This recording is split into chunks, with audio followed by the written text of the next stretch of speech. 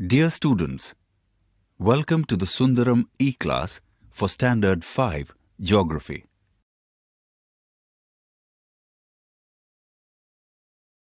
ನಾವು ಭೂಮಿ ಎಂಬ ಗ್ರಹದ ಮೇಲೆ ವಾಸಿಸುತ್ತೇವೆ. ಈ ಭೂಮಿ ನಿರಂತರವಾಗಿ ಚಲಿಸುತ್ತದೆ. ಆದರೂ ನಮಗೆ ಇದರ ಚಲನೆ ಅನುಭವಕ್ಕೆ ಬರುವುದಿಲ್ಲ. ಭೂಮಿಯ ಈ ಚಲನೆ ಅನೇಕ ಆಸಕ್ತಿದಾಯಕ ವಿದ್ಯಮಾನಗಳಿಗೆ ಕಾರಣವಾಗುತ್ತದೆ. ಈ ಅಧ್ಯಾಯದಲ್ಲಿ ನಾವು ಭೂಮಿಯ ತಿರುಗುವಿಕೆ ಮತ್ತು ಭೂಮಿಯ ಪರಿಭ್ರಮಣ, ಗ್ರಹಣಗಳು, ಹವಾಮಾನ ವಲಯಗಳು, ಸ್ಥಳೀಯ ಮತ್ತು ಕಾಲಮಾನ ಪದ್ಧತಿಗಳನ್ನು ಕಲಿಯುತ್ತೇವೆ. ತಿರುಗುವಿಕೆ ಮತ್ತು ಪರಿಭ್ರಮಣ. ಭೂಮಿಗೆ ಎರಡು ರೀತಿಯ ಚಲನೆಗಳಿವೆ. ಒಂದು ತಿರುಗುವಿಕೆ ಮತ್ತು ಇನ್ನೊಂದು ಪರಿಭ್ರಮಣ. ಇವುಗಳ ಕುರಿತು ಹೆಚ್ಚಿಗೆ ತಿಳಿದುಕೊಳ್ಳೋಣ. ತಿರುಗುವಿಕೆ. ಭೂಮಿಯ ಉತ್ತರ ಮತ್ತು ದಕ್ಷಿಣ ತುದಿಗಳನ್ನು ಧ್ರುವಗಳೆಂದು ಕರೆಯುತ್ತಾರೆ.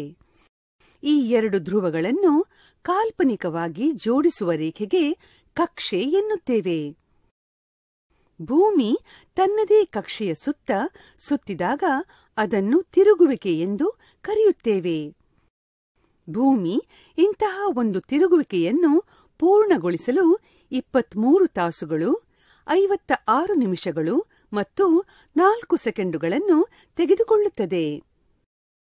ಭೂಮಿ ತಿರುಗುವಾಗ ತನ್ನ ಅರ್ಧದಷ್ಟು ಭಾಗವನ್ನು ಮಾತ್ರ ಸೂರ್ಯನೆಡೆ ಮುಖ ಮಾಡುತ್ತದೆ. ಉಳಿದ ಅರ್ಧ ಸೂರ್ಯನ ಬೆಳಕನ್ನು ಪಡೆಯುತ್ತದೆ. ಈ ಭಾಗದ ಜನರಿಗೆ ಆಗ ಹಗಲಾಗುತ್ತದೆ. ಭೂಮಿಯ ಇನ್ನರ್ಧದ ಭಾಗದಲ್ಲಿ ಸೂರ್ಯನ ಬೆಳಕು ಬೀಳದೆ ಕತ್ತಲಾಗುತ್ತದೆ. ಈ ಭಾಗದ ಜನರಿಗೆ ರಾತ್ರಿಯಾಗುತ್ತದೆ. ಭೂಮಿಯ ಸಂಪೂರ್ಣ ಒಂದು ತಿರುಗುವಿಕೆಯಲ್ಲಿ ಒಂದು ಸ್ಥಳ ಹಗಲು ಮತ್ತು ರಾತ್ರಿಗಳನ್ನು ಹೊಂದುತ್ತದೆ. ಹಗಲು ಮತ್ತು ರಾತ್ರಿಗಳು ಕೂಡಿ ಒಂದು ದಿನವಾಗುವುದರಿಂದ ಒಂದು ಸಂಪೂರ್ಣ ತಿರುಗುವಿಕೆ ಒಂದು ದಿನವನ್ನಾಗಿಸುತ್ತದೆ. ಭೂಮಿಯ ಕಕ್ಷೆ 23.5 ಡಿಗ್ರಿಗೆ ಬಾಗುವುದರಿಂದ ಪ್ರತಿದಿನವೂ ಸಮವಾದ ಹಗಲು ರಾತ್ರಿಗಳು ಇರುವುದಿಲ್ಲ. ಪರಿಭ್ರಮಣ. ಭೂಮಿಯು ಸೂರ್ಯನ ಸುತ್ತಲೂ ತಿರುಗುವುದನ್ನು ಪರಿಭ್ರಮಣ ಎಂದು ಕರೆಯುತ್ತೇವೆ. ಭೂಮಿ ಸೂರ್ಯನ ಸುತ್ತ ಒಂದು ಸಂಪೂರ್ಣ ಪರಿಭ್ರಮಣವನ್ನು 1 ವರ್ಷವೆಂದು ಕರೆಯುತ್ತಾರೆ. ಭೂಮಿ 365 ದಿನಗಳು, 6 ತಾಸುಗಳು ಮತ್ತು 54 ಸೆಕೆಂಡುಗಳಲ್ಲಿ ಒಂದು ಸಂಪೂರ್ಣ ಪರಿಭ್ರಮಣಕ್ಕೆ ತೆಗೆದುಕೊಳ್ಳುತ್ತದೆ. ನಾವು 365 ದಿನಗಳನ್ನು ಒಂದು ಕ್ಯಾಲೆಂಡರ್ ವರ್ಷವೆಂದು ಪರಿಗಣಿಸುತ್ತೇವೆ. ಉಳಿದ 6 ತಾಸುಗಳು ಮತ್ತು 54 ಸೆಕೆಂಡುಗಳನ್ನು 4 ವರ್ಷಗಳಲ್ಲಿ ಕೂಡಿಸಿ ಒಂದು ದಿನವನ್ನಾಗಿ ಮಾಡಲಾಗುತ್ತದೆ.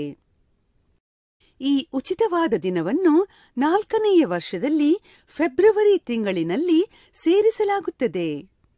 ಆ ವರ್ಷವನ್ನು ಅಧಿಕ ವರ್ಷವೆಂದು ಕರೆಯುತ್ತಾರೆ. ಆದ್ದರಿಂದ ಅಧಿಕ ವರ್ಷದ ಫೆಬ್ರವರಿ ತಿಂಗಳಿನಲ್ಲಿ 29 ದಿನಗಳನ್ನು ನೋಡಬಹುದು. ಆದರೆ ಉಳಿದ ವರ್ಷಗಳಲ್ಲಿ 28 ದಿನಗಳನ್ನು ಫೆಬ್ರವರಿ ತಿಂಗಳಿನಲ್ಲಿ ನೋಡಬಹುದು. ಭೂಮಿ ಸೂರ್ಯನ ಸುತ್ತಲೂ ತಿರುಗುವ ದಾರಿಯನ್ನು ಕಕ್ಷೆ ಎಂದು ಕರೆಯುತ್ತೇವೆ. ಈ ಕಕ್ಷೆ ಆಕಾರದಲ್ಲಿ ಅಂಡಾಕಾರವಾಗಿರುತ್ತದೆ. ಭೂಮಿಯ ಕಕ್ಷೆ 23.5 ಡಿಗ್ರಿ ಕೋನವನ್ನು ತನ್ನ ಪರಿಧಿಯ ಕಕ್ಷೆಯೊಂದಿಗೆ ಮಾಡಿರುತ್ತದೆ. ಭೂಮಿಯ ಈ ಬಾಗುವಿಕೆ ಋತುಗಳು ಉಂಟಾಗಲು ಕಾರಣವಾಗಿದೆ. 3 ಮುಖ್ಯ ಋತುಗಳೆಂದರೆ ಬೇಸಿಗೆಕಾಲ, ಮಳೆಗಾಲ ಮತ್ತು ಚಳಿಗಾಲ. ಪ್ರತಿ ಋತು 2 ತಿಂಗಳುಗಳನ್ನು ಹೊಂದಿರುತ್ತದೆ.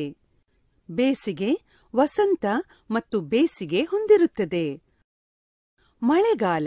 ಮಳೆಗಾಲ ಮತ್ತು ಶರತ್ಕಾಲವನ್ನು ಹೊಂದಿರುತ್ತದೆ ಮತ್ತು ಚಳಿಗಾಲ, ಪತನ ಮತ್ತು ಚಳಿಗಾಲವನ್ನು ಹೊಂದಿರುತ್ತದೆ. ಗ್ರಹಣಗಳು. ಭೂಮಿ ಸೂರ್ಯನ ಸುತ್ತಲೂ ಸುತ್ತುತ್ತದೆ ಮತ್ತು ಚಂದ್ರ ಭೂಮಿಯ ಸುತ್ತಲೂ ಸುತ್ತುತ್ತದೆ. ಭೂಮಿ ಮತ್ತು ಚಂದ್ರ ತಮ್ಮ ಕಕ್ಷೆಯಲ್ಲಿ ಸುತ್ತುತ್ತಾ ಎರಡು ಸಮರೇಖೆಯಲ್ಲಿ ಬಂದಾಗ ಚಂದ್ರಗ್ರಹಣ ಮತ್ತು ಸೂರ್ಯಗ್ರಹಣಗಳು ಸಂಭವಿಸುತ್ತವೆ. ಈ ಕುರಿತು ಹೆಚ್ಚಿಗೆ ಕಲಿತುಕೊಳ್ಳೋಣ. ಚಂದ್ರಗ್ರಹಣ. ನಾನು ನೋಡಿದಂತೆ ಕೊಟ್ಟಂತ ಕಾಲದಲ್ಲಿ ಭೂಮಿಯ ಅರ್ಧ ಭಾಗ ಮಾತ್ರ ಸೂರ್ಯನಿಗೆ ವಿರುದ್ಧ ದಿಕ್ಕಿನಲ್ಲಿರುತ್ತದೆ. ಉಳಿದ ಅರ್ಧ ಭಾಗ ಕತ್ತಲೆಯಲ್ಲಿರುತ್ತದೆ. ಕತ್ತಲಾದ ಭಾಗವನ್ನು ನರೆಳು ಅಥವಾ ಅಂಬ್ರ ಎಂದು ಕರೆಯುತ್ತಾರೆ. ಈ ಭಾಗವನ್ನು ಸುತ್ತುವರೆದ ಭಾಗವನ್ನು ಪೆನುಂಬ್ರ ಎನ್ನುತ್ತಾರೆ. ಇದು ಸ್ವಲ್ಪ ಸೂರ್ಯನ ಬೆಳಕನ್ನು ತೆಗೆದುಕೊಳ್ಳುತ್ತದೆ. ಸೂರ್ಯ, ಭೂಮಿ ಮತ್ತು ಚಂದ್ರಗ್ರಹಗಳು ಒಂದೇ ಸಮರೇಖೆಯಲ್ಲಿ ಬಂದಾಗ ಮತ್ತು ಚಂದ್ರ ಅಂಬ್ರಾದ ಒಳಗಡೆ ಬಂದಾಗ ಚಂದ್ರಗ್ರಹಣವಾಗುತ್ತದೆ. ಇದು ಹುಣ್ಣಿಮೆಯ ದಿನ ಮಾತ್ರ ಸಂಭವಿಸುತ್ತದೆ. ಇದು ಪ್ರತಿ ಹುಣ್ಣಿಮೆಯ ದಿನ ಆಗುವುದಿಲ್ಲ, ಏಕೆಂದರೆ ಪ್ರತಿ ಹುಣ್ಣಿಮೆಯ ದಿನ ಭೂಮಿ ಮತ್ತು ಚಂದ್ರ ಎರಡೂ ಒಂದೇ ಕಕ್ಷೆಗೆ ಬರುವುದಿಲ್ಲ. ನಾವು ಚಂದ್ರಗ್ರಹಣವನ್ನು ಬರಿಗಣ್ಣಿನಿಂದ ನೋಡಬಹುದು. ಸೂರ್ಯಗ್ರಹಣ. ಸೂರ್ಯಗ್ರಹಣದಲ್ಲಿ ಸೂರ್ಯ ಮತ್ತು ಭೂಮಿಯ ನಡುವೆ ಚಂದ್ರಗ್ರಹ ಬರುತ್ತದೆ ಮತ್ತು ಸೂರ್ಯ ನಮಗೆ ಕಾಣುವುದಿಲ್ಲ. ಇದು ಅಮಾವಾಸ್ಯೆ ಮಾತ್ರ ಸಂಭವಿಸುತ್ತದೆ. ಇದು ಪ್ರತಿ ಅಮಾವಾಸ್ಯೆಗೆ ಸಂಭವಿಸುವುದಿಲ್ಲ, ಏಕೆಂದರೆ ಪ್ರತಿ ಅಮಾವಾಸ್ಯೆಗೆ ಭೂಮಿ ಮತ್ತು ಚಂದ್ರ ಒಂದೇ ಕಕ್ಷೆಯಲ್ಲಿರುವುದಿಲ್ಲ. ಸೂರ್ಯಗ್ರಹಣವನ್ನು ಬರಿಗಣ್ಣಿನಿಂದ ನೋಡಲು ಆಗುವುದಿಲ್ಲ, ಏಕೆಂದರೆ ನಮ್ಮ ಕಣ್ಣುಗಳಿಗೆ ಇದು ಮಾರಕ. ನಾವು ಇದನ್ನು ಕಪ್ಪು ಕನ್ನಡಕಗಳ ಮೂಲಕ ಸ್ವಲ್ಪ ಸಮಯದವರೆಗೆ ನೋಡಬಹುದು. ಸೂರ್ಯಗ್ರಹಣ ಮತ್ತು ಚಂದ್ರಗ್ರಹಣಗಳು ಸುಮಾರು 18 ವರ್ಷಗಳು ಮತ್ತು 10 ದಿನಗಳಿಗೊಮ್ಮೆ ಅದೇ ಸಮಯ ಮತ್ತು ಅದೇ ರೀತಿ ಸಂಭವಿಸುತ್ತವೆ.